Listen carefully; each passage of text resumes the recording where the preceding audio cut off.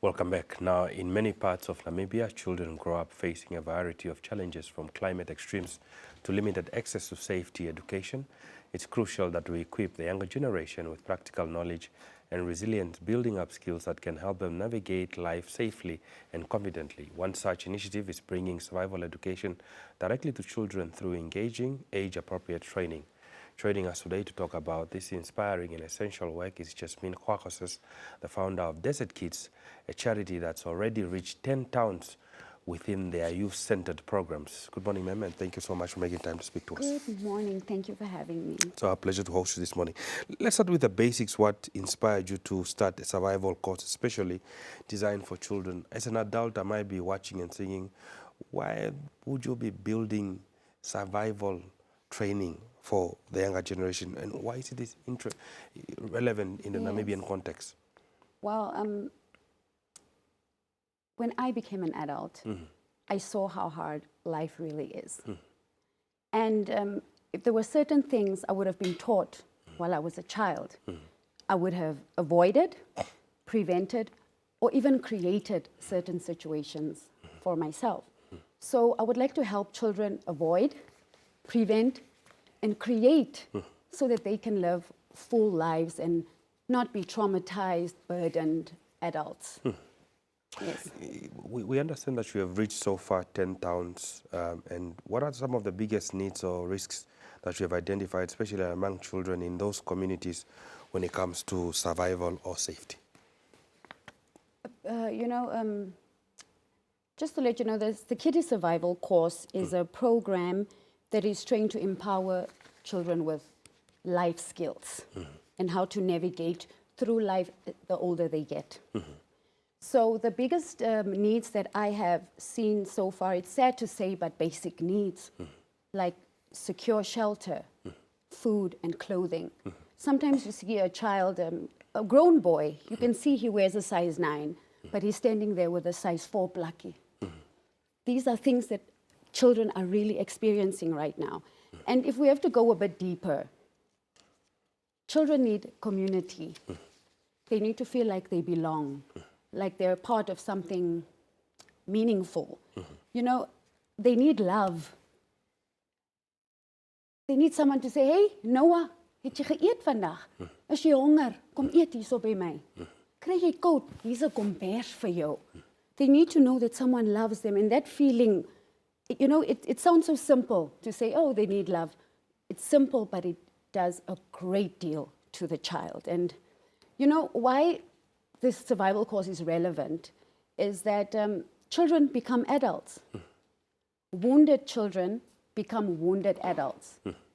And wounded adults make wounded choices. One day you and I are going to be pensioners. And the minds that we shape today are the ones that will be taking care of us. So what kind of minds are we shaping? We're shaping, indeed, so we can influence. Now, it's easy to build strong children, and more than it is easier to build strong adults. Indeed. Now, we understand that the Kiddie Survival course is set to take place in Katima Mulilo at the end of August. Can you walk us through, especially with regards to those parents that might be watching right now, what can they anticipate in this course that's happening in Katima? All right. We have 4 core topics that we will be presenting to the children, plus a bonus topic. The topics are sexual education, where we will be teaching the children to wait, to delay sexual activity. And then we have physical and mental health, the importance of keeping your body healthy, and how to maintain a strong mind and where to look for help when you need it. We'll also be doing financial literacy and entrepreneurship. And the 4th topic is emotional intelligence. The 5th bonus topic will be creativity, where we will stimulate children's creative thinking and imagination. Yes. Maybe perhaps my next question then would be then, how, in the fact that you have been over 10 towns right now already, how then do you ensure that, you know, these survival lessons are age appropriate, and most importantly that obviously circumstances differ from one town to town and from one region to one region? How do you also ensure that they are culturally relevant and they're actually fun for children within that specific region that you are giving that specific course? All right. So we follow the Namibian school curriculum to stay safe on that. So we also use the Ministry of Education life skills guidelines. And within that, that's where we make sure that we stay culturally and age appropriately relevant. We also provide each of our facilitators with guidelines to follow so that we stay in the age-appropriate context. Your next question was, what was that after? It's basically just talking about cultural relevance and how do we ensure that it's also fun for children at the same time. So each of our topics have a creative activity. And the facilitators have to create this fun atmosphere for the children from the guidelines that they are given. So each topic has a creative activity and drama connected to it. So we show the children exactly the situations that they will be encountering when they grow up, how they'll navigate these challenges. Yes. I'm sure, obviously, implementing this program does not only take you and your facilitators and your whole team. You know, there is a role for schools, parents, and communities.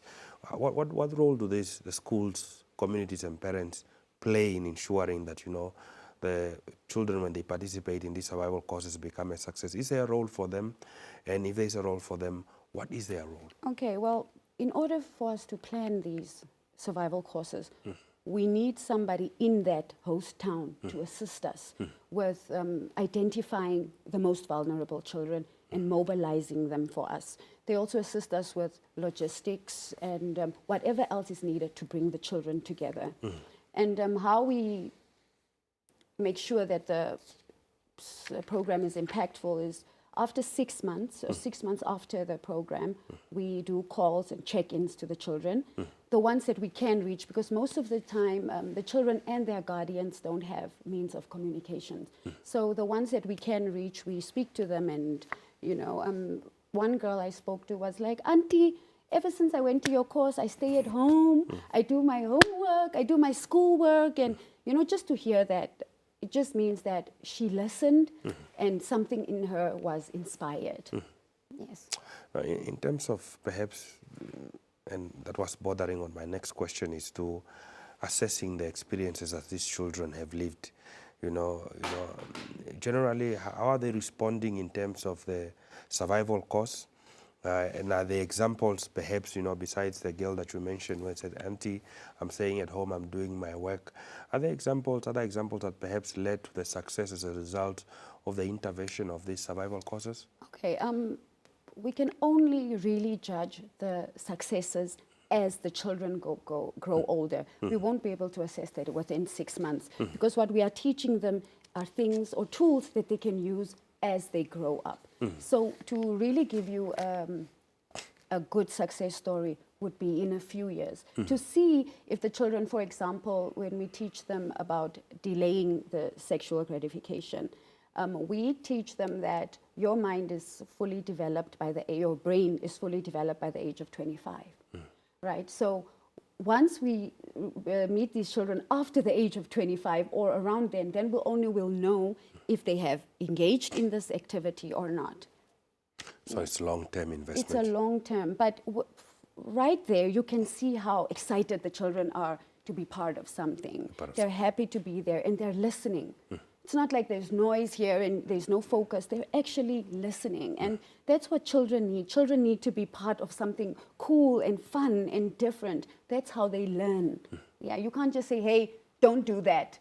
It's not going to work. You have to do it in a fun way and in a way that involves other children. Yes. Indeed. Now, lastly, for parents and educators watching this, what are perhaps some of those simple safety or survival skills that they could start at home, you know, teaching the kids, you know, before even attending to the survival course for kids? You know, I won't necessarily say survival skill, but what parents can do, be patient with the children. Give them a safe space to live in, to be in. If you're usually yelling, "Hey, gaan haal die skoen." "Hi, Baba, gaan haal my toch die skoen asseblief." You as a parent should start talking to the child a bit softer. I know we have this thing where you have to be hard, tough love. But usually there's only tough and no love. Yeah, that's what I've seen, you know. And when children are around this tough person, it's hard for them to come express how they feel or certain things that they've gone through.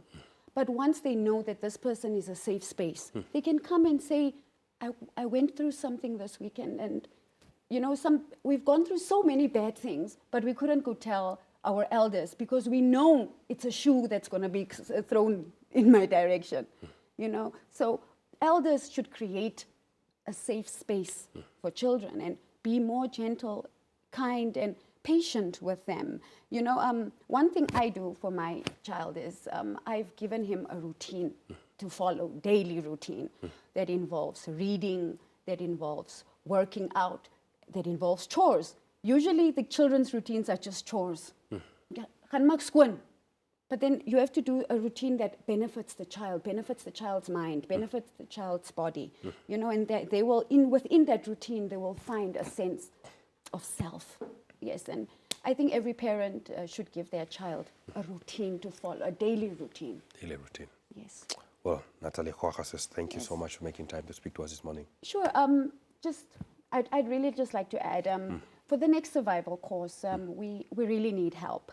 So I'm asking the Namibian nation watching us, watching this right now, to help us in any way that you can. We are on Facebook, the Desert Kids Care Foundation Namibia.